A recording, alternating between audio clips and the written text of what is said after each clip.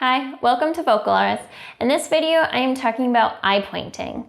So eye pointing is something that is really useful if your individual doesn't have functional hand use or reliable and consistent hand use. So eye pointing is when you are presenting your individual with options, physical, tangible objects of options, and they're just looking at the one that they want.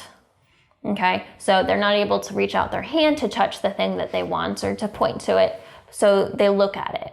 Because of that, think like you don't really want them to have to be moving their head or their body too much. You kind of want it to be in their forward line of sight. So limiting the number of options that you give them is just a considerate thing to keep in mind. So typically, I'd say 2, 3, or 4 options at one time is probably your best range. Presenting more than 4 at some point, it gets to be too much. And with your objects, you want them to be spaced out. You don't want them super close together, but you don't want them really far apart.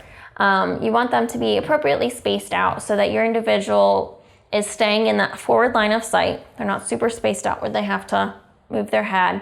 But they're not so close together that they're looking at it and you can't figure out what they're pointing at, looking at, because the objects are really close together.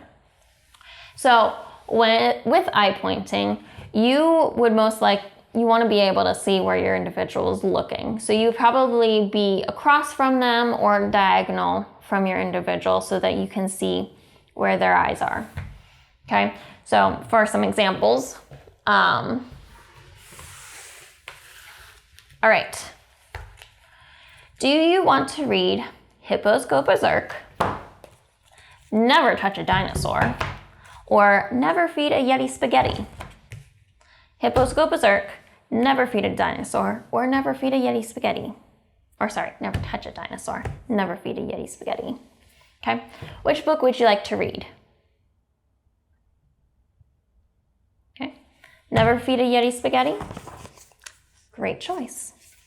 Okay, so what I did there is I presented 3 options, okay, and I drew their attention to each option as I laid it down, okay? So I identified the object as I presented it in front of them, and then once they're all out, I go through and rename everything again in the same order.